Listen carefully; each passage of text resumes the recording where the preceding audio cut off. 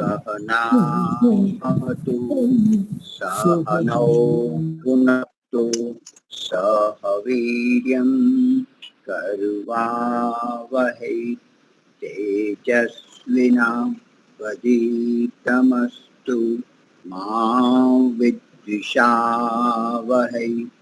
ओम शांति शांति शांति। सबको सादर नमस्ते जी। सभी का हार्दिक स्वागत है। भजन के लिए मधु माता जी प्रारंभ करें, भजन ले सकते हो।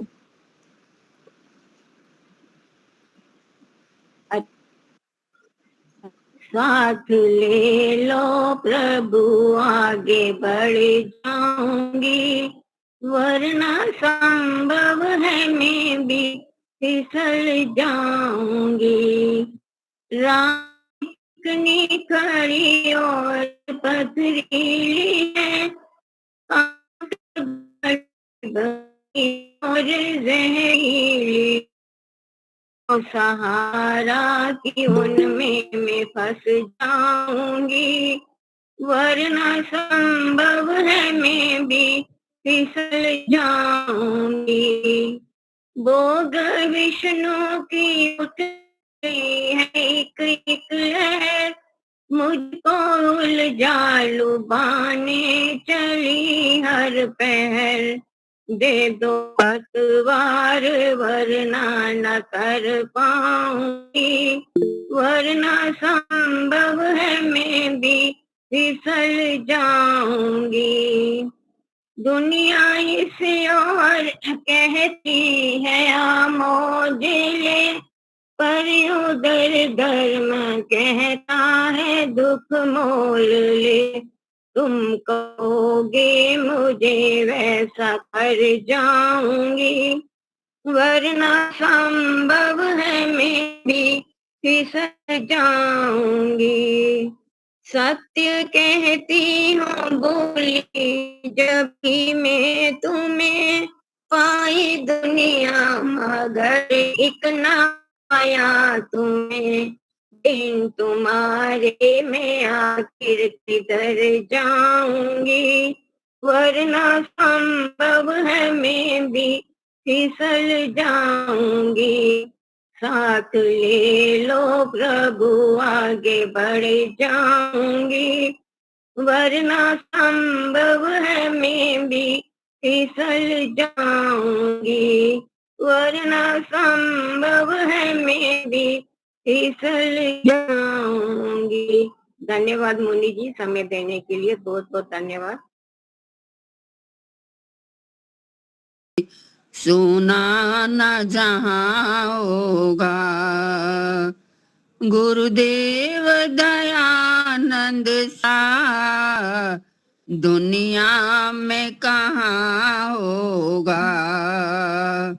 महापुरुष जन्म लेंगे, सुना न जहाँ होगा गुरुदेव दयानंद सा, दुनिया में कहाँ होगा। आकाश के आंगन में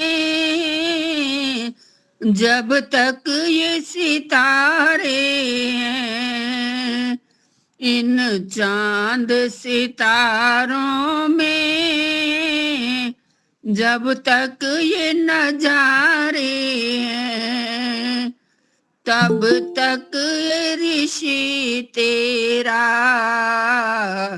अफसाना बयां होगा।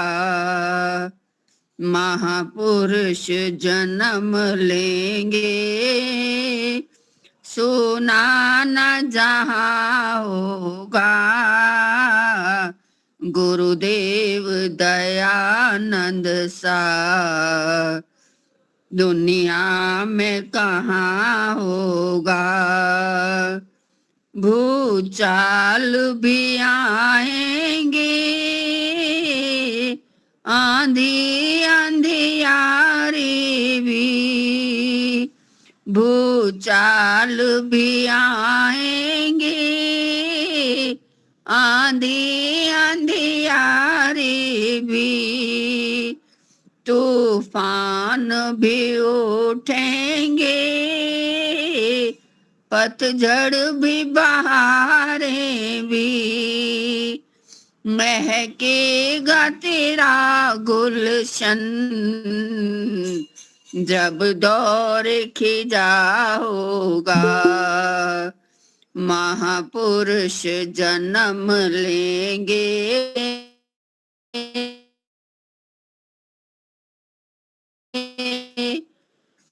सोना न जहाँ होगा, गुरुदेव दयानंद सा दुनिया में कहाँ होगा, धन रूपी मालों का जन संसार पुजारी तम ढाए, बेदर्द जमाने ने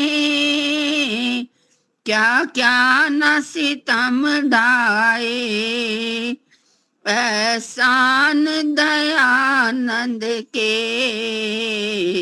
जाए नहीं गिनवाए, एहसान दयानंद के जाने नहीं गिनवाए, बेमोल ऋषि तेरा नहीं करज अदा होगा, महापुरुष जन्म लेंगे होगा, गुरुदेव दयानंद सा दुनिया में कहाँ होगा, महापुरुष जन्म लेंगे, सोना न जहाँ होगा। धन्यवाद।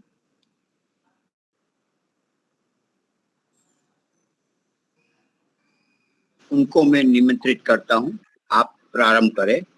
श्रुति जी।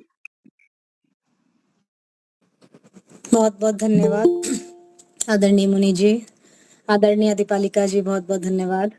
आज सभी आर्यजनों को सादर नमस्ते। माता जी ने बहुत सुंदर ऋषि गीत प्रस्तुत किया और सच में स्वामी देव दयानंद जी की ही कृपा है जो आज हम महिलाएं यहाँ बैठी हैं, अपने विचार रख सकती हैं और कई कार्य हम कर सकते हैं आगे बढ़कर। बहुत सुंदर भजन, उनका उपकार हम उनके ऋण कभी उतार नहीं सकते। मुनि जी, थोड़ा से मैं विचार स्वामी जी के विषय में ही रखना चाहती हूँ। मैं पढ़ रही थी बहुत सुंदर कि हम लोग को स्वामी देव दयानंद जी की क्यों क्या देन है और क्यों हमें आवश्यकता है, आज भी आवश्यकता है। तो बहुत ही सुंदर हम स्वामी जी के बारे में पढ़ रहे थे कि महाभारत काल से लेकर वर्तमान समय तक यदि संसार के सभी महापुरुषों पर दृष्टि डालें तो हमें ऋषि दयानंद सबसे महान पुरुष दिखाई देते हैं। इनका सबसे बड़ा कारण इस बात का यह है कि उनके द्वारा संसार के सबसे प्राचीन धर्म, वेद और संस्कृति का पुनरुत्थान करना था। अरे इसकी क्या आवश्यकता थी? इसका उत्तर यह है कि संसार के प्रत्येक मनुष्य, स्त्री और पुरुष के लिए इसकी आवश्यकता तब भी थी, अब भी है और मैं तो कहूंगी प्रलय काल तक रहेगी। सृष्टि के आरंभ से महाभारत काल तक लगभग 1 अरब जो हमारे वर्ष हो चुके हैं, एक मत, वैदिक मत ही संवत संसार में प्रचलित था। इसका कारण वैदिक धर्म का सत्य और ज्ञान पर आधारित होना ही था। तो हम इस बात को गहराई से पढ़ें, समझें, स्वाध्याय करें कि स्वामी जी की क्या देन है, हमें उन्होंने किस प्रकार जगाया। और देश में बहुत बड़ी संख्या में ऋषि, मुनि, विद्वान सहित जितने हमारे ऋषियों के शिष्य होते थे वो ज्ञान को प्रश्न नहीं लेने देते थे। महाभारत युद्ध का जो दुष्परिणाम हमारे समक्ष ये आया कि ऋषि मुनियों की कमी हो गई और जो ये राज्य व्यवस्था थी उसमें क्षीणता को प्राप्त हो गई।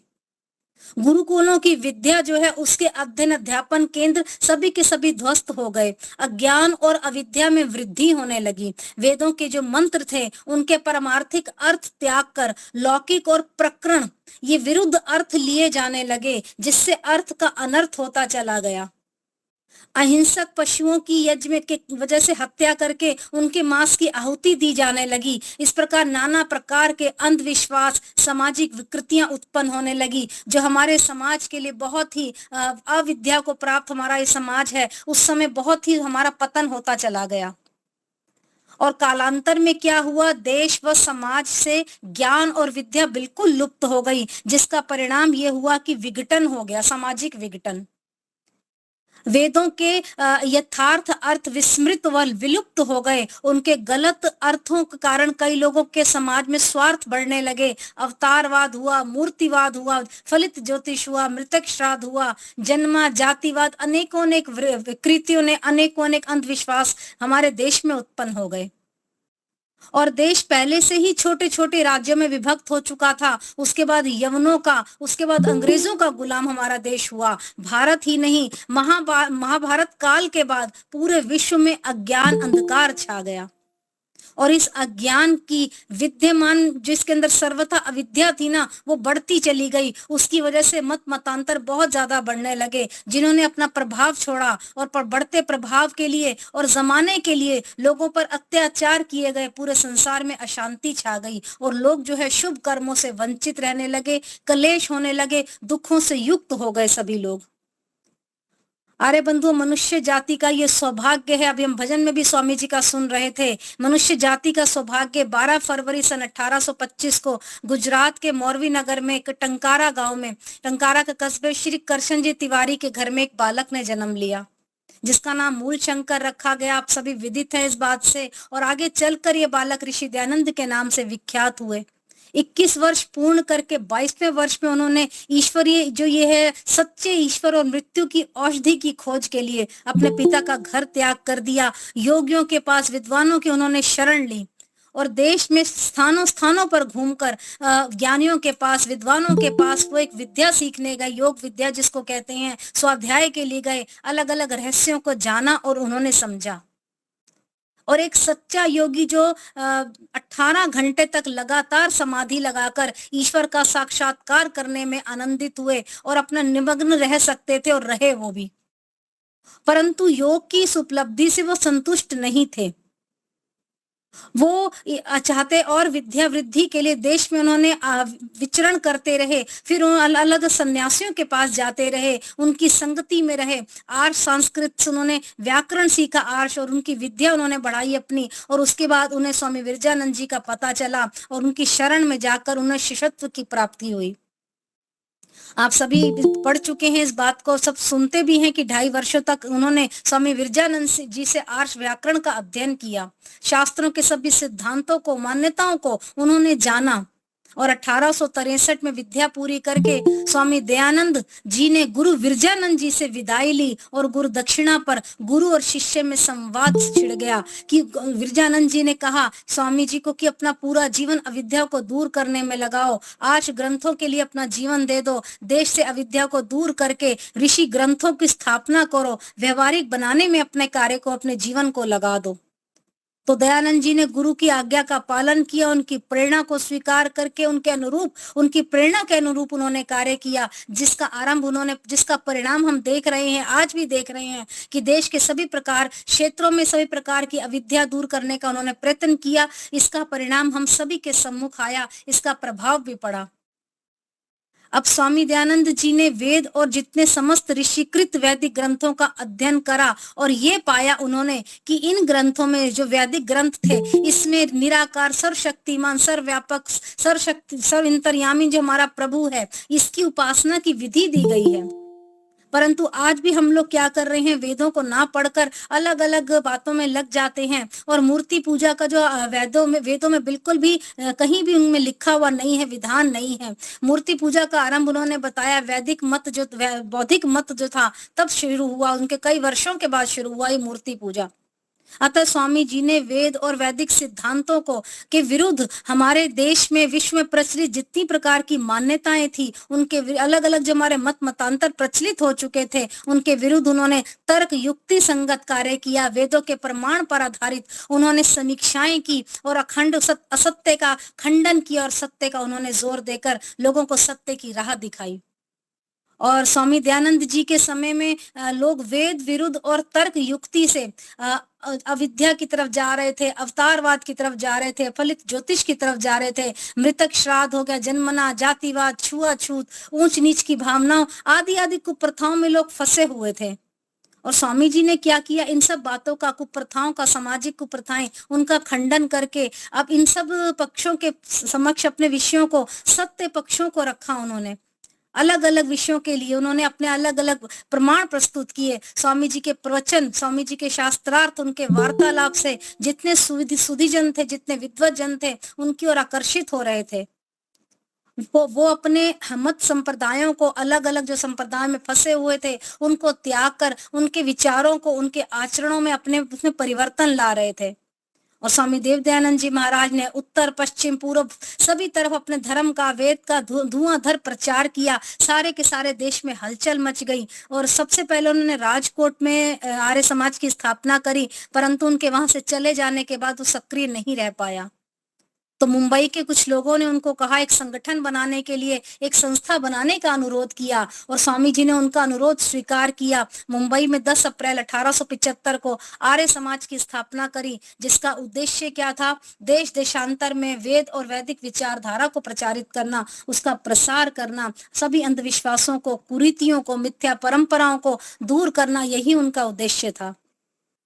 और स्वामी जी के बाद अनेक अनेक भागों में आर्य समाज की स्थापना हुई, उनकी प्रेरणा से हुई। और देहरादून का आर्य समाज भी उनके द्वारा स्थापित आर्य समाज है। लगभग उनके रहते रहते उनके दैनिक जीवन काल में 100 से भी ज्यादा आर्य समाजों की स्थापना हो चुकी थी। अज्ञान, अंधविश्वास, कुरीतियों को दूर करके सत्य के वेद मत के प्रचार प्रसार के लिए स्वामी जी ने वेद व सम्मत जितनी हमारी वैदिक साहित्य की मान्यताएं थी, उन्होंने विश्व में प्रसिद्ध करके हमारे समक्ष क्या लिखा, सत्यार्थ प्रकाश, हम सबके समक्ष उन्होंने प्रस्तुत किया। और ये जो उन्होंने ग्रंथ लिखा 14 समोल्लासों में है। प्रथम 10 समोल्लास में वैदिक मान्यताओं, सिद्धांतों का उन्होंने मंडनात्मक रूप प्रस्तुत करके हमारे समक्ष रखा, और बाकी के 4 जो समोल्लास हैं उसमें देश और विदेश में उत्पन्न अवैदिक, अविद्यायुक्त मतों की, मिथ्या मतांतराओं की समीक्षा करी। पढ़ के देखिए सत्यार्थ प्रकाश को, जिससे कहते हैं प्रबुद्ध और निष्पक्ष विद्वान सत्ता सत्य का निर्णय कर सके और सत्य को ग्रहण करके असत्य को त्याग कर सके, ऐसा उनका प्रयास था। और महाभारत काल के बाद भी संसार के सभी लोग जो है सत्य व असत्य को जानने, सत्य को अपनाने और स्वामी जी जैसे कार्य को करने के लिए, पहले ये समय कभी देखने में नहीं आया जो उस समय चला, जब किसी धर्म प्रचारक ने सत्य और सत्य की चर्चा कर सत्य को अपनाने का आग्रह किया हो। ऐसा समय पहले कभी नहीं आया। और स्वामी जी के कार्यों की सबसे बड़ी देन ये भी है कि उन्होंने सृष्टि के आरंभ में ही सृष्टिकर्ता ईश्वर द्वारा प्रदत्त जो वेदों का ज्ञान है उससे हमें परिचित ही नहीं कराया, अपितु वेदों के संस्कृत के जो वो थे, हिंदी के संस्कृत व हिंदी के सत्य अर्थ को भावार्थ में प्रस्तुत करके हमारे समक्ष प्रदान किया। उन्होंने वेद ईश्वरीय ज्ञान है, उन्होंने हमें परंपरागत विचार दिए, तर्क दिए, युक्ति सिद्ध उन्होंने कार्य किया। वेदों में ही सारा का सारा ज्ञान है। मनुष्य को धर्म, अर्थ, काम, मोक्ष इन सब बातों की प्राप्ति है। तो आप पुस्तकों को पढ़िए, 8 ग्रंथों को पढ़िए, उन्होंने हमें बताया। वेदेतर जो मनुष्य है, अलग अलग मत पतंग में फंसे मनुष्य हैं, वो अविद्या से ग्रस्त मनुष्य हैं, उनको समझाया स्वामी जी ने। अक्षय अभक्ष्य और ईश्वर की उपासना का सही तरीका उन्होंने बताया। मानव का अमूल्य जीवन है, ये इसको नष्ट नहीं करना, ये भी उन्होंने हमें समझाया। और स्वामी जी की सबसे प्रमुख देनों में मैं कहूंगी कि पंच महायज्ञ विधि उन्होंने हमें बताई है। आप सब विद्वत जनिया हैं, आप सब यज्ञ करते हैं, दोनों समय संध्या भी आप करते होंगे। इसके अंतर्गत जो उन्होंने पंच महायज्ञ बताया उसमें संध्या भी आती है। संध्या ईश्वरवाद का ध्यान व उपासना को कहते हैं।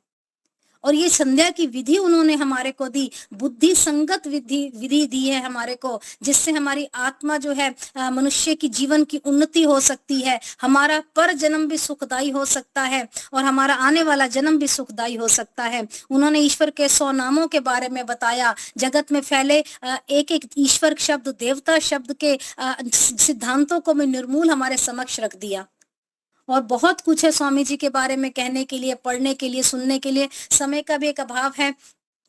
फिर बाद में बड़ा ही सुंदर बताया गया कि देश की स्वतंत्रता का सूत्र और सिद्धांत भी स्वामी दयानंद जी ने सत्यार्थ प्रकाश के 8वें समोल्लास में बता दिया हमारे को। उन्होंने किसी भी अच्छे विदेशी राज्य से स्वदेशी वैदिक विद्वान को स्वदेशी राज्य को सर्वोत्तम और देशवासियों के लिए पूर्ण सुखदायक बताया, सुखदायक उन्नति करने वाला कहा। और कहते हैं उनके जो ये विचार है, यही विचार देश की स्वतंत्रता का आधार बने। स्वामी जी ने सत्याचरण को ही धर्म बताया। देश में, संसार में जितने भी मत संप्रदाय हैं जो धर्म के नाम से संबोधित किए जाते हैं और आज भी हो रहे हैं, वो धर्म नहीं है अपितु मत हैं, ये पंथ हैं। उनकी धारणा जो तर्कपूर्ण थी, उन्होंने ऐसे ही नहीं समझाया हमारे को। आज भी आप देख लीजिए, अनेकों अनेक स्थानों पर छोटी छोटी बातें, धर्म के नाम पर लड़ाई की जा रही है, धर्म के नाम पर आपस में एक लूटपाट हो रही है। परंतु आप सभी जानते हैं हमारा वैदिक धर्म सबसे सर्वप्रथम है। संसार में केवल धर्म तो एक ही है, वह ईश्वरीय ज्ञान, वेद की शिक्षाओं की आज्ञाओं का अनुसरण करना, पालन करना, केवल यही है। स्वामी दयानंद जी ने स्त्रियों के प्रति भी, पुरुषों के प्रति जो भेदभाव ये किया जा रहा है, उस स्त्रियों के प्रति जो पुरुष भी करते हैं, उसका भी विरोध किया। और स्वामी जी ने ये भी बताया कि संस्कृतज्ञ नारी का उत्थान हमारे देश में इस पुरुषों से भी ज्यादा ऊंचा है, तो स्त्रियों को पूर्ण सम्मान मिलना चाहिए। वेदों में सत्यार्थ प्रकाश आदि ग्रंथों का आप अध्ययन कीजिए, आपको ज्ञात होगा कि जहाँ कौशल्या और देवकी जैसी नारियां हैं, वहाँ राजा दशरथ, वसुदेव और कृष्ण जी जैसे, तिवारी जैसे पिता भी हैं। वहीं राम, कृष्ण, स्वामी दयानंद जैसी संतानें होती हैं। और जिस देश में धर्म व संस्कृति गौरवान्वित होती है, वही भारत देश है जहाँ आप सभी ने जन्म लिया। और स्वामी दयानंद जी ने शिक्षा का, वेदाध्ययन का विधान करने के लिए सभी को वैदिक शिक्षा सभी के लिए अनिवार्य होनी चाहिए, इस बात पर ही उन्होंने बहुत जोर दिया। और कहते हैं वेदों को पढ़कर ही मनुष्य मननशील होता है, ज्ञानशील होता है। वेद का अर्थ ही ज्ञान है। आज हम अगर छोटे छोटे बच्चों को समझाना शुरू करें, बचपन से ही वेदों की बातें उनको बताएं, अपने साथ यज्ञ में उनको बिठाएं, तो उनका भी बौद्धिक उन्नति, आत्मिक उन्नति उनकी हो, सामाजिक उन्नति उनकी हो। परंतु हम स्वयं स्वाध्याय नहीं करते हैं, हम स्वयं वेदों की पुस्तकों को नहीं उठाते हैं, हम लोग सत्यार्थ प्रकाश को नहीं पढ़ते हैं, हम लोग कई बार संध्या में भी कई बार प्रमाद कर जाते हैं, आलस्य कर जाते हैं। तो हम लोग कैसे अपने संतानों को आगे बढ़ने के लिए कह सकेंगे? कैसे हम कहें कि हम मननशील हैं? और कहते हैं वेद रहित जो व्यक्ति होता है अज्ञानी कहा जाता है। किताबें पढ़ने से केवल कोई ज्ञानी नहीं होता, अपितु वेदों का अध्ययन करके वैदिक शिक्षाओं के अनुसार जीवन को ग्रहण करना, दयानंद की विचारधारा को अपनाकर देश को, समाज को, विश्व को, सभी जगह पे शांति स्थापित कर सकते हैं आप।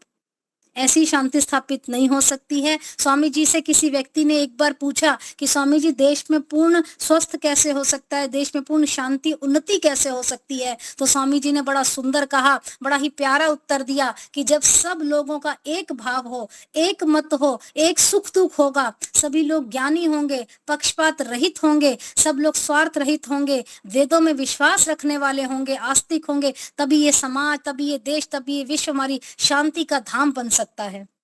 स्वामी दयानंद जी, यदि जितनी भी उनकी देन है स्वामी जी की, यदि उन पर समग्रता से विचार किया जाए तो पूरा का पूरा एक ग्रंथ से भी ज्यादा बन सकता है। और मनुष्य जीवन का ऐसा कोई भी क्षेत्र नहीं है जिस पर स्वामी दयानंद जी ने कोई ऐसा कार्य ना किया हो, किसी बात का समाधान हमें ना दिया हो जो प्राणी मात्र के लिए लाभप्रद ना हो।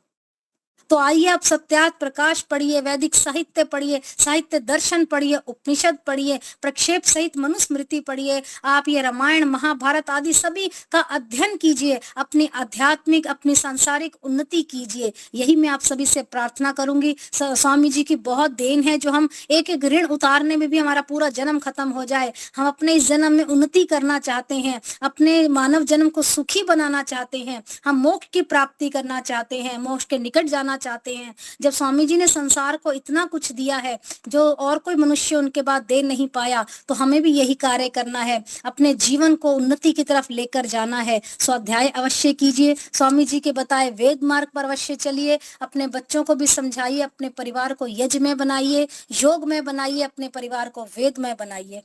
यही थोड़े से विचार मुझे स्वामी जी के मुझे अच्छे लगे, तो मैं आप सभी के समक्ष रख पाई। और इन विचारों को आप सभी जानते हैं, स्वामी जी की राह पर आप सभी चल रहे हैं।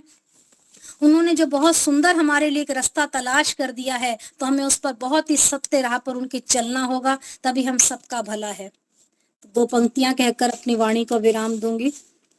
ऋषिवर ने सही रास्ता तलाश किया है, ऋषिवर ने सही रास्ता तलाश किया है, वेदों के सत्य अर्थ का, हाँ, वेदों के सत्य अर्थ का प्रकाश किया है, ऋषिवर ने सही रास्ता तलाश किया है, ऋषिवर ने सही रास्ता तलाश किया है। ब्रह्मा से लेके जैमिनी ऋषियों की राह पर, ब्रह्मा से लेके जैमिनी ऋषियों की राह पर, वैदिक विचारवाद का विकास किया है, वैदिक विचारवाद का विकास किया है, वेदों के सत्य अर्थ का, हाँ, वेदों के सत्य अर्थ का प्रकाश किया है, ऋषिवर ने सही रास्ता तलाश किया है। ऐसे भी लोग हैं यहाँ निज स्वार्थ के लिए, ऐसे भी लोग हैं यहाँ निज स्वार्थ के लिए, वेदों का अनर्थ करके विनाश किया है, वेदार्थ का अनर्थ कर विनाश किया है, वेदों के सत्य अर्थ का, हाँ, वेदों के सत्य अर्थ का प्रकाश किया है, ऋषिवर ने सही रास्ता तलाश किया है। कितनी पश्चिमी विलासिता में सभी डूब कर, कितनी पश्चिम विलासिता में सभी डूब कर, भारत की सभ्यता का सर्वनाश किया है, भारत की सभ्यता का सर्वनाश किया है, वेदों के सत्य अर्थ का, वेदों के सत्य अर्थ का प्रकाश किया है, ऋषिवर ने सही रास्ता तलाश किया है। दुनिया की छल कपट कपोत कल्पनाओं का, दुनिया की छल कपट कपोत कल्पनाओं का, डंका बजा बजा के पर्दाफाश किया है, डंका बजा बजा के पर्दाफाश किया है, वेदों के सत्य अर्थ का, हाँ, वेदों के सत्य अर्थ का प्रकाश किया है, ऋषिवर ने सही रास्ता तलाश किया है, ऋषिवर ने सही रास्ता तलाश किया है, ऋषिवर ने सही रास्ता तलाश किया है। बहुत बहुत धन्यवाद दीपालिका जी, मुनि जी, बहुत बहुत धन्यवाद। बहुत ही सुंदर।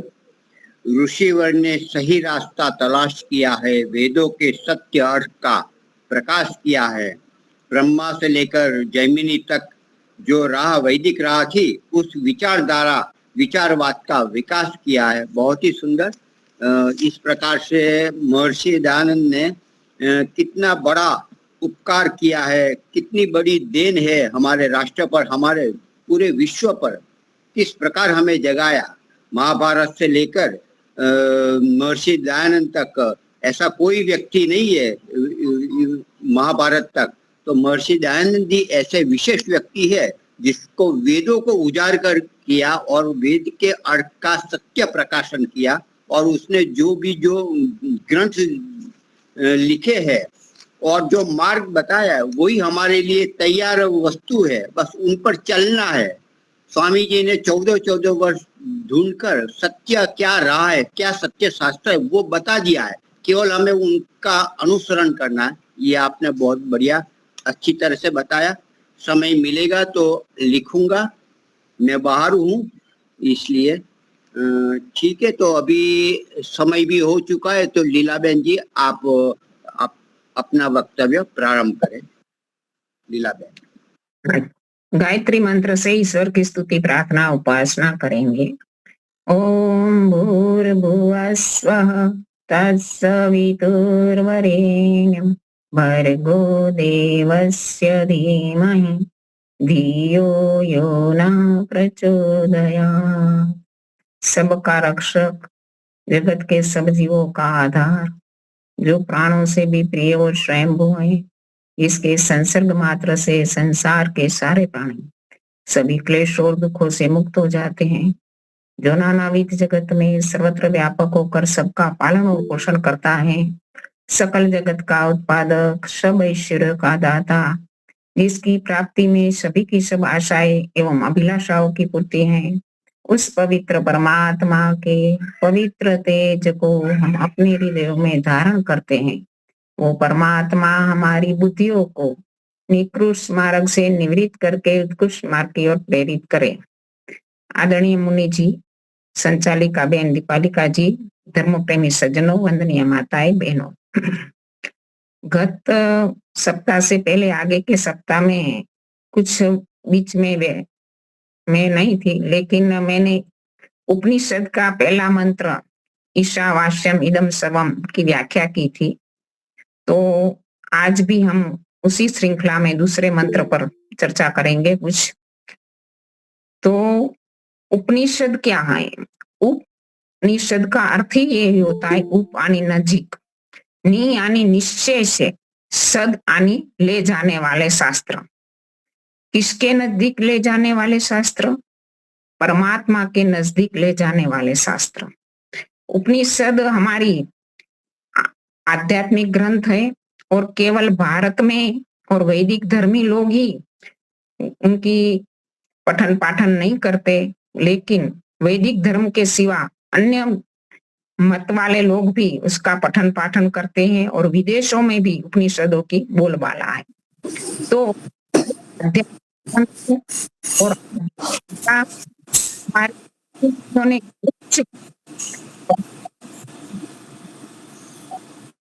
होती है, ऐसी अवस्था को प्राप्त ऋषि मुनियों ने ये शास्त्र लिखे।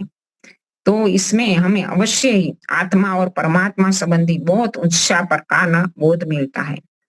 तो ईशोपनिषद इसमें से एक है और ईशोपनिषद के 18 मंत्र हम बहुत प्रचलित है, इसलिए मैंने उस मंत्रों को लिया है कि उसका अर्थ हम जाने। मोटे रूप से तो जानते हैं, लेकिन विशेष रूप से विवेचन करें। तो ईशावास्यम इदम सर्वम इस मंत्र पर हमने विवेचन किया था कि इस मंत्र की व्याख्या में मुख्य 3 बातें कि एक तो ईश्वर जगत के कण कण में हर एक समय विद्यमान है, हमारे आसपास ऊपर नीचे हमारे अंदर बाहर विद्यमान है। ईश्वर की सर्वव्यापकता के बारे में बताया गया, ईशावास्यम इदम सर्वम। तो हमें जीवन में प्रतिदिन, प्रति समय, प्रति पल ये अनुभूति करनी है कि ईश्वर सर्वव्यापक है, मुझे देख रहा है, सुन रहा है, जान रहा है। हम सुनते तो हैं, लेकिन उस पर मनन करना है, चिंतन करना है, निधिध्यासन करना है और साक्षात्कार के रूप पर ले जाना है। जो भी हम सुनते हैं उनको हमारे भाग्यश जी हमें यही बताते हैं। तो इस मंत्र का पहला उपदेश है कि ईश्वर की सर्वव्यापकता को उनको साक्षात्कार के रूप में हम अपने जीवन में लाए। पूरे दिन में हम ईश्वर के समीप है ऐसा अनुभव, ऐसी अनुभूति यदि हम करेंगे तो अवश्य ही हमारी आत्मा एक पवित्र संग के साथ रहने ऐसी अनुभूति होगी और हम बुरे विचारों से, बुरे कार्यों से दूर रहेंगे और प्रत्येक व्यक्ति के अंदर हम ईश्वर को देखेंगे तो हम किसी से ना घृणा करेंगे ना द्वेष करेंगे। एक और दूसरा उपदेश है जगत्याम जगत, ये सारा संसार नश्वर है, एक समय कुछ भी नहीं था और उत्पन्न हुआ है, और एक समय ऐसा भी आएगा कि वो नष्ट भी हो जाएगा। वो शाश्वत नहीं है, नित्य नहीं है, अनित्य है। जगत की हर एक चीज अनित्य है। तो हमें यही मन में बिठाना है कि संसार का जो भी संबंध है, रिश्ता है, जो भी भौतिक सुख है, विषय है, सारे के सारे अनित्य है। तो इस अनित्य को मुझे कैसे उपभोग करना है, मन में यही बात बिठा के रखनी है कि कोई भी विषय भोग करते समय, सांसारिक कार्यों को करते समय, इन सारे अनित्य है, एक दिन हमारे से छूटने वाले हैं। तो उसके प्रति ना हम राग करें ना मोह करें, और उससे त्याग पूर्वक उपभोग करे। तेन तक तेन पुंजिता, उसका उपदेश था कि उसका त्याग पूर्वक उपभोग करो। वो मेरा नहीं है, ना मेरा था, ना मेरा नहीं है, ईश्वर का दिया हुआ है, और हमें कुछ काल के लिए उसका प्रयोग करना है। कुछ काल के लिए, हमारा शरीर भी कुछ काल के लिए, सदा के लिए नहीं। तो अभी हम त्याग पूर्वक उपभोग के बाद दूसरा मंत्र हमें क्या बता रहा है? दूसरा मंत्र है कुर्वनेव कर्माणि जिजी विशेषतम समा एवं त्वयि नान्यथो अस्ति न कर्म लिप्यते नरे। इस मंत्र में क्या उपदेश दिया गया है? इस मंत्र में उपदेश दिया गया है कि कुर्वन एव कर्माणि, इस संसार में, यह मानी इस संसार में, हे जीवात्मा तुझे इस संसार में कर्म कुर्वन है, यानी कर्म करते हुए ही, कर्माणि यानी कर्मों को, एक कर्म नहीं है, बहुत कर्म है, इसलिए बहुवचन है कर्माणि, कर्म करते हुए ही जिजी विशेष शतम समा, समा यानी सालों, वर्षों, शतम यानी 100 साल, तुझे 100 साल जीना है। हे जीवात्मा, हे आत्माओं, उपदेश दिया गया है ईश्वर के द्वारा कि तुझे इस संसार में कर्म करते हुए 100 साल तक जीने की इच्छा करनी है।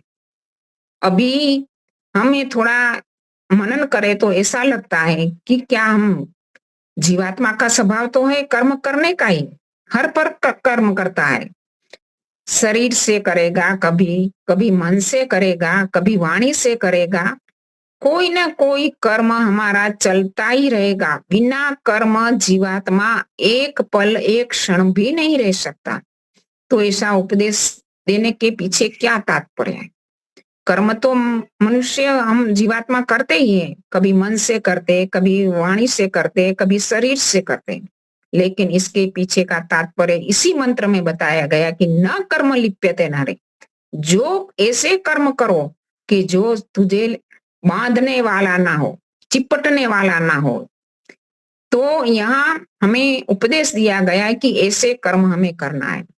हम देखे, हम शरीर से कर्म करते हैं, और हमारे शास्त्रों में, हमारे विद्वानों ने भी बताया है कि हम जीवात्मा, हम मनुष्य शरीर से कर्म करते। इसमें 2 प्रकार के कर्म होते हैं, शुभ कर्म भी होता है, कोई अशुभ कर्म भी होता है, कभी हम पाप भी करते हैं, कभी पुण्य भी करते हैं। तो शरीर से किए जाने वाले शुभ कर्म कौन से होंगे? आप में से कोई बताएगा? दान, पुण्य, गाड़ी और मन दोनों का से रक्षण करना, दान देना, दान देना, सेवा करना, यज्ञ करना, यज्ञ और सेवा हवन भी करना, करना। यज्ञ करवाना आज शरीर से, और अपने कर्तव्य करना, जो भी अपने कर्तव्य करना, जो क्षेत्र में हम काम करते वो भी करना, और वो भी निष्ठापूर्वक, प्रामाणिकता पूर्वक करेंगे हम तो वो श्रेष्ठ माना जाएगा। तो ये शरीर से किए जाने वाले कर्म हैं, अच्छे कर्म, शुभ कर्म है। और अशुभ कर्म भी हम शरीर से कर सकते हैं। अशुभ कर्म में क्या आएगा? चोरी करना, हत्या करना, दूसरों के साथ क्रूरता पूर्वक व्यवहार करना, अनाचार करना, दुराचार करना, भ्रष्टाचार करना, बलात्कार करना आदि भी शरीर से किए जाने वाले बुरे कर्म हैं। तो इन बुरे कर्मों को और अच्छे कर्मों को हमें जानना चाहिए, और हमें मनन करना चाहिए कि हमारे से भी सूक्ष्मता से भी कोई बुरा कर्म तो नहीं हो रहा दिन भर में, अशुभ कर्म तो नहीं हो रहा, क्योंकि कोई भी कर्म हमारा हमें फल दिए बिना नहीं छूटेगा। तो दूसरा है हमारी वाणी।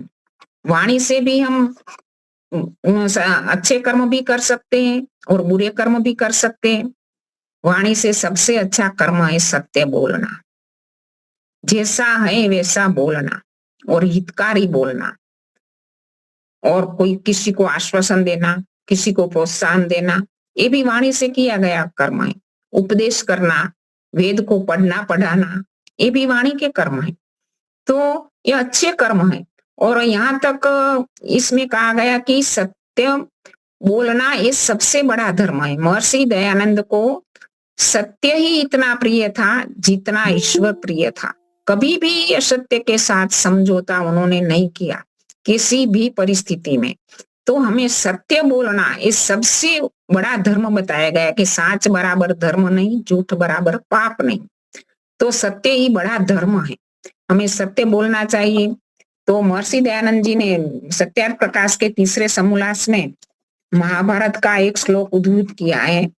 वो क्या है कि धृतराष्ट्र विदुर जी धृतराष्ट्र को बता रहे हैं, क्योंकि धृतराष्ट्र दुर्योधन के व्यवहार से बहुत असंतृप्त था, लेकिन मोह में पड़ा हुआ था।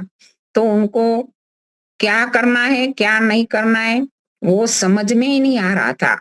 तो उसी समय वो विदुर को बुलाते थे और विदुर जी ने उनको उपदेश दिया था कि पुरुषो बहवो राजन सततम प्रियवादिनम अप्रियस्य तो पश्यस्य वक्ता श्रोता च दुर्लभ। इस श्लोक में बताया गया है कि इस संसार में व्यक्ति को प्रसन्न करने के लिए प्रिय बोलने वाले लोग तो बहुत मिल जाएंगे, मुंह पर प्रिय बोलने वाले लोग बहुत प्रिय मिल जाएंगे, लेकिन जो कल्याणकारी है, हितकारी है, ऐसा सत्य बोलने वाले सामने वाले व्यक्ति के लिए कल्याण करने वाला हितकारी क्या वचन है, वो बोलने वाले इस संसार में बहुत, और सुनने वाले भी बताया है कि सुनने वाले भी बहुत कम है, क्योंकि सत्य सबको अच्छा नहीं लगता।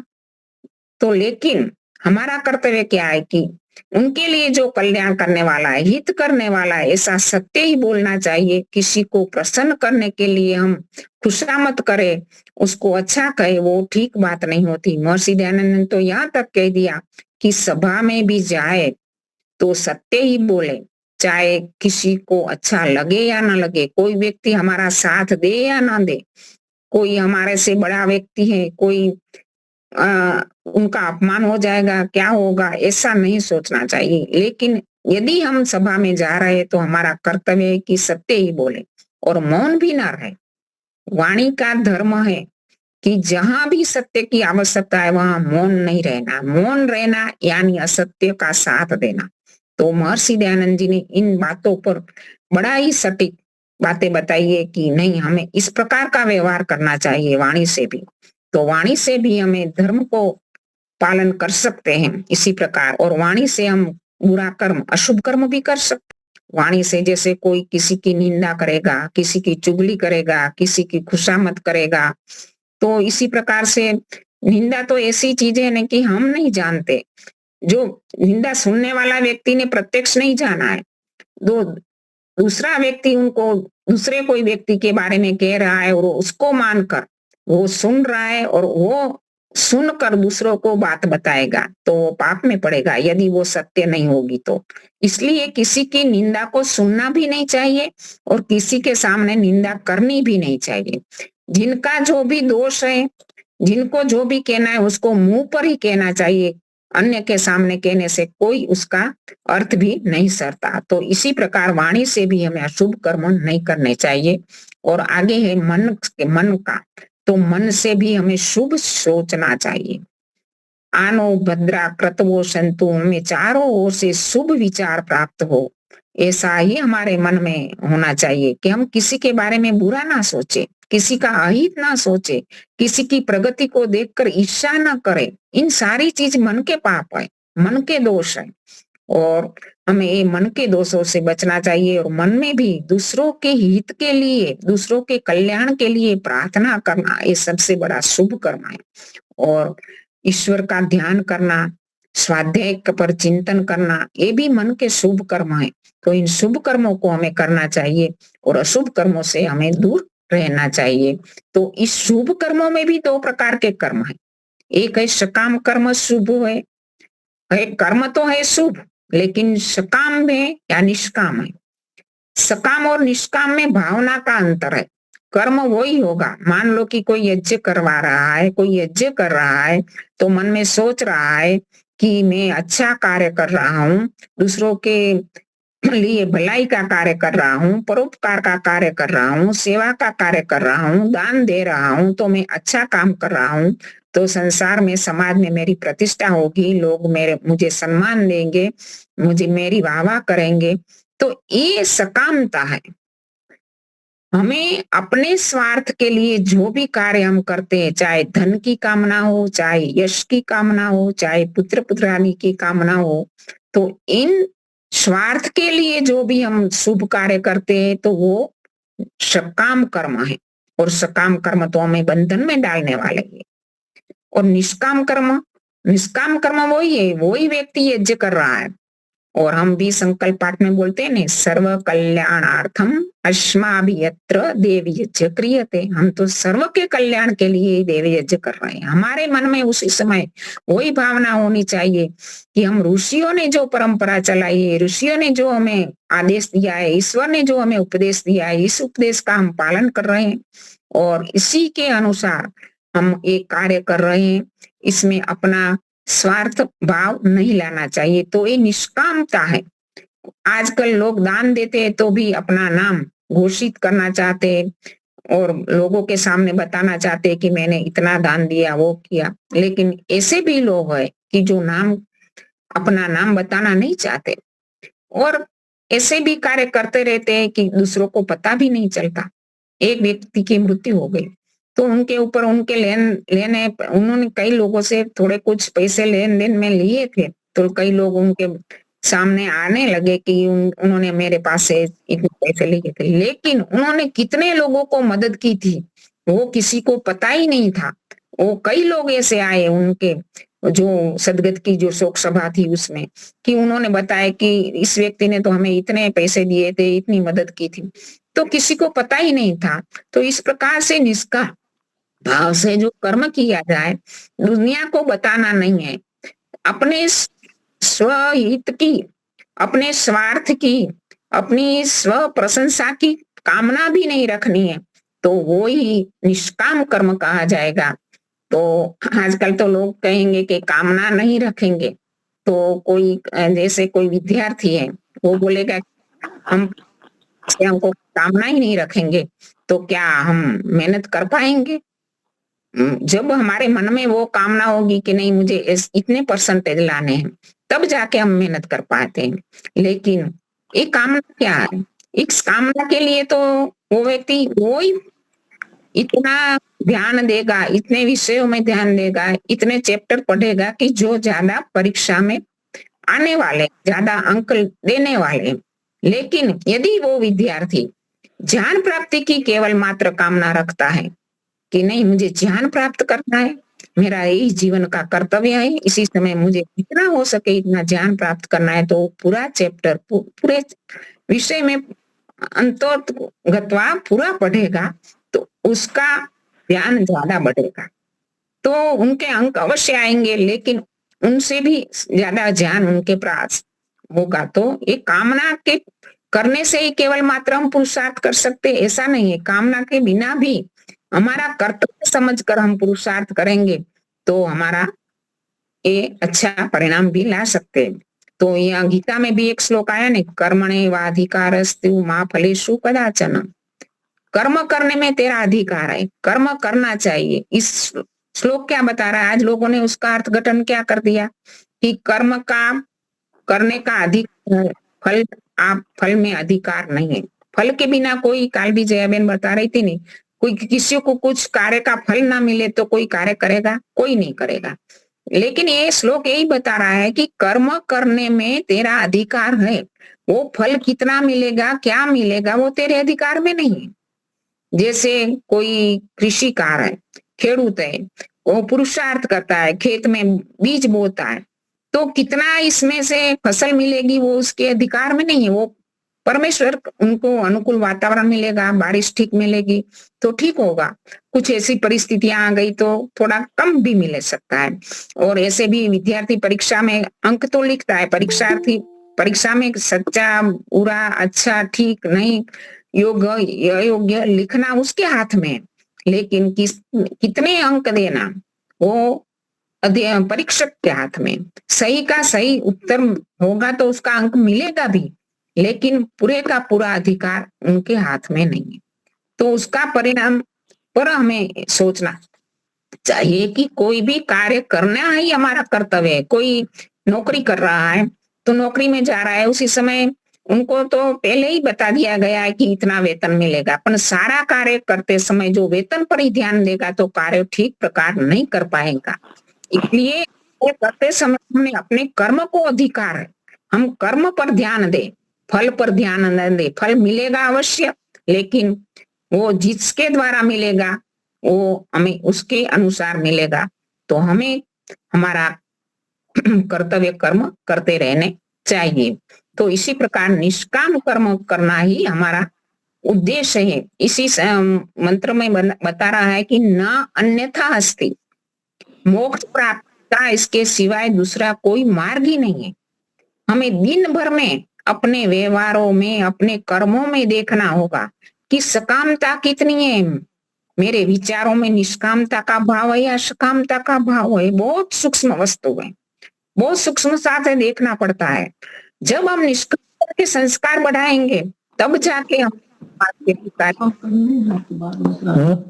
थोड़े थोड़े कम करवाने हैं, वो बाद में करवाने। दो चोर है, मान लो दो चोरों ने चोरी की तो उनको जेल की सजा हुई।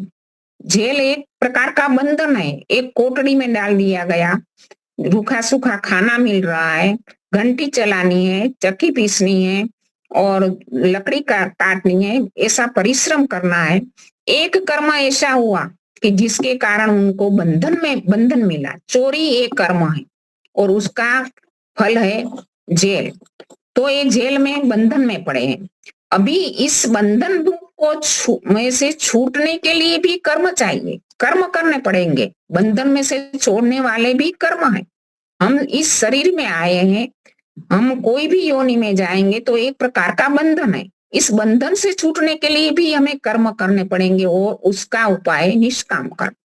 तो इस चोर को भी बंधन से छूटने के लिए कर्म करने पड़ेंगे और वो सोचेगा कि नहीं, अगली बार तो मैं ऐसी कोई कार्य नहीं करूंगा, जेल से छूटने के बाद अच्छा सा जीवन जीऊंगा और अच्छा सा कार्य करूंगा। और दूसरा चोर ऐसा सोचता है कि मैं यहाँ से भाग जाऊं, जो विंडो थे उसको तोड़ के भाग जाऊं, चौकीदार की आंखों में धूल डाल के भाग जाऊं, किसी भी प्रकार से भागने का प्रोग्राम कर रहा है और सोच रहा है कि नहीं, मैं आगे यहाँ से इस सजा भोगने के बाद जब छूटूंगा तो ऐसा इस दूसरी बार ऐसी चोरी करूंगा कि पकड़ा ही ना जाऊं, बड़ी कुशलता से करूंगा। तो ये अपने चोरी के संस्कारों को बढ़ा रहा है, वो बंधन के संस्कार बढ़ा रहा है और वो जेल से छूटने के संस्कार बना रहा है। तो हमें ये बंधन रूपी जेल है, जो योनिया है, जो जाना पड़ता है, ये शरीर है, इस शरीर एक प्रकार का बंधन है। इस बंधन से छूटने के लिए, बंधन में हम आए अपने कर्मों के कारण, और इस बंधन से छूटना ही कर्मों से ही हम छूट पाएंगे। इसलिए इस मंत्र बता रहा है कि इसके सिवाय दूसरा कोई रास्ता ही नहीं है कि इस बंधन से छूटना, ना अन्यथा अस्ति, दूसरा कोई रास्ता ही नहीं है। एक बौद्ध कथा आती है ना कि एक 84 लाख योनि, आजकल हम कहते हैं कि 84 लाख योनि दरवाजे वाला एक बड़ा सा किला था। इसमें एक अंध व्यक्ति को रख दिया गया और कहा गया कि इसमें से एक ही दरवाजा खुला है, उसी दरवाजे को जब आप आए आपके सामने तो वहां से निकल जा सकते हो। तो उस व्यक्ति ने अपने स्पर्श से, क्योंकि वो अंधा था, अपने स्पर्श करता गया, लेकिन जब वो दरवाजा आया उनके सामने तो अपने शरीर को खुजलाने में रह गया और दरवाजा निकल गया। हम संसार के विषयों की खुजलाने में रह जाएंगे तो ये हमारे पास भी एकमात्र रास्ता है, न अन्यथा अस्ति, दूसरा कोई रास्ता ही नहीं है निष्काम कर्म के सिवाय। तो हमें इस रास्ते को, हमारे पास है, आज हमारे सामने है, हमारे जीवन में बड़ा चांस है। और हम तो इतना हमारे पास अच्छा सा ज्ञान है, अच्छा सा जीवन है, तो ये कितना अद्भुत संयोग है हमारे पास, सौभाग्य है कि इस बंधन से छूटने का हमारे पास रास्ता है, उसका ज्ञान भी है, तो उसका हम सही उपयोग करें। तो यहाँ इस मंत्र में यही बात बताई गई कि ना अन्यथा अस्ति। तो इसी प्रकार हमें इस मंत्र में आगे बताया गया है कि कुर्वन्ने कर्माणि जिजी विशेषतम समा, जिजी विशेष शतम समा, 100 वर्ष जीने की इच्छा करे। हमारा जो संध्या के मंत्र आता है ना, इसमें भी आता है ना, चक्षुर्देव वही तम पुरुषता शुक्रम चरत पशेम शरद शतम। इस मंत्र में भी बताया गया है कि हम 100 साल जिए, 100 साल देखे, 100 साल तक उपदेश करे, 100 साल तक वेदों का ज्ञान प्राप्त करे, 100 साल तक देखे। पहला शब्द आया पशेम शरद। पशेम शरद मतलब देखना ही, बाद में आया जीवे में शरद। लेकिन देखने का मतलब क्या है? देखना ही, ये तो कोई ठीक बात नहीं, केवल मात्र देखना नहीं। देखना मतलब हमारी दिव्य दृष्टि से, मेधा बुद्धि से संसार के क्रियाकलापों को, संसार के व्यवहारों को, संसार की वस्तुओं को देखना है और 100 साल तक जीना है। तब जाके हम ठीक प्रकार जी पाएंगे और कौन सा उचित है अनुचित है पदार्थ उसको हम ग्रहण कर पाएंगे, उसके बारे में सोच पाएंगे। और इसके लिए कहा है कि जीना तो 100 साल तक है, लेकिन पश्चिम शरद देख कर जीना है, विवेक बुद्धि से, दिव्य दृष्टि से, मेधा बुद्धि से देख कर हमें जीना है।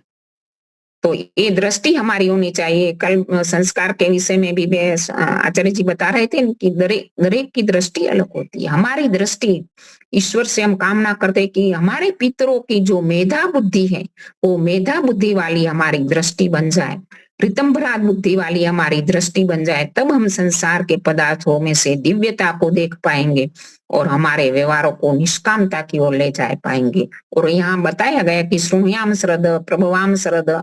तो इसी प्रकार महर्षि दयानंद जी ने भी इस मंत्र का भावार्थ करते हुए बताया है कि 100 साल तक जीना यानी अकाल मृत्यु को प्राप्त नहीं होना।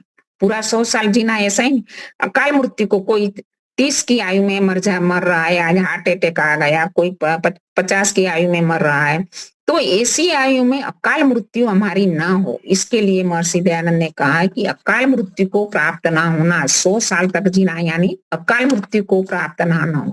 80, 90, 90 के आसपास जीना, ये भी 100 साल तक ही माना गया। तो महर्षि दयानंद का कहना है कि अकाल मृत्यु को प्राप्त ना होना। तो अकाल मृत्यु को प्राप्त हम कैसे नहीं हो पाएंगे? तो इसके लिए उन्होंने 3 बातें बताई कि ब्रह्मचर्य, विद्या, सुशिक्षा युक्त आहार विहार। आयुर्वेद में भी ऐसे कहा है कि आहार, निंद्रा, ब्रह्मचर्य। तो यहाँ भी महर्षि दयानंद ने कहा पहला ब्रह्मचर्य रखा है कि यदि 100 साल हमें जीना है, शरीर को स्वस्थ रखना है, तो हमें जो भी जेनेटिक रूप से शरीर मिला है, तो इसी शरीर की आयु को हमारा दर्शन शास्त्र का सिद्धांत बता रहा है कि यदि हम ठीक प्रकार से आहार विहार करेंगे, ब्रह्मचर्य का ठीक, ब्रह्मचर्य यानी संयम का पालन करेंगे, तो हमारी आयु बढ़ सकती है। और ब्रह्म यानी ईश्वर, ईश्वर का साधना करना, स्वाध्याय करना आदि करने से हमारे मन में, हमारे विचारों में जो एक प्रकार के, जो इस प्रकार की तरंगे उपस्थित होती है कि जो हमारे स्वास्थ्य पर भी उसका इफेक्ट होता है। इसलिए हमारे ऋषि मुनि तो कितने कितने साल तक साधना करते थे, तपस्या करते थे और जीते थे, क्योंकि उनकी साधना, उनकी तपस्या, उनकी समाधि काल में तो बिल्कुल कुछ भी ग्रहण नहीं करते थे, फिर भी उनका जो शरीर के अंदर जो प्रतिभाव मिलता था उसका वो बहुत उत्कृष्ट प्रकार का मिलता था। तो ब्रह्म में विचरण करना, साधना, स्वाध्याय करना भी आरोग्य का एक साधन है। और विद्या और सुशिक्षा, विद्या को प्राप्त करना, जितनी भी विद्या हम प्राप्त करें जीवन में वो करते रहे, इसमें से हमें आत्मिक आनंद मिलता है, आत्मिक संतुष्टि मिलती है। और उक्त आहार विहार करना, यही 100 साल तक जीने की हमारी चाबियां है। तो हमें 100 साल तक जीना है, लेकिन किस प्रकार जीना है?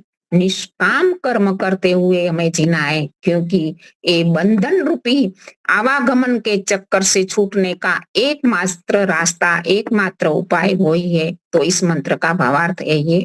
मैंने थोड़ी सी अपनी बातें इस मंत्र के माध्यम से बताने का प्रयास किया, आप लोगों ने ध्यान से सुना, सबका धन्यवाद। बहुत ही सुंदर आपका वक्तव्य रहा। ईशोपनिषद का पहला और दूसरा मंत्र आपने लिया। अभी आप जानते होंगे गजेंद्र पंडा जी जो अभी गुजर गए, लगभग 4 दिन शुक्रवार या शनिवार को गुजर गए।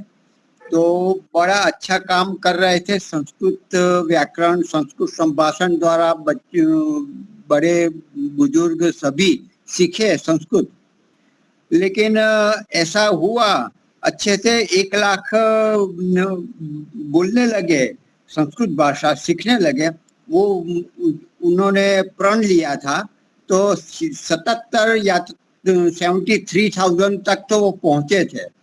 तो आकस्मिक कहीं जा रहे थे, बाहर गांव जा रहे थे, ट्रेन पकड़नी थी, ट्रेन का समय हो चुका था, वो जाने के लिए ज्यादा वो तीव्रता से हार्ट अटैक आया और खलास हो गए। तो जीवनचर्या, विद्वानों की जीवनचर्या बहुत बहुत बड़ी मूल्यवान होती है। तो अपनी गलती या तो फिर उस प्रकार से गई तो गई, और क्या। तो और शरीर भारी होता है, उम्र भी होता है, और इस प्रकार से लोड लेने से जो मिलने वाला जो लाभ होता था जिन लोगों को, उससे वो वंचित रह जाते। तो हम सभी को, हमारा जीवन भी जो वेद मार्ग पर जो जो चल रहा है, जितना भी अपनी शक्ति अनुसार मूल्यवान है, तो उसको संभाले, दिनचर्या अच्छी रखे, टेंशन न रखे, हम है सब कुछ होगा, इस प्रकार से रहे।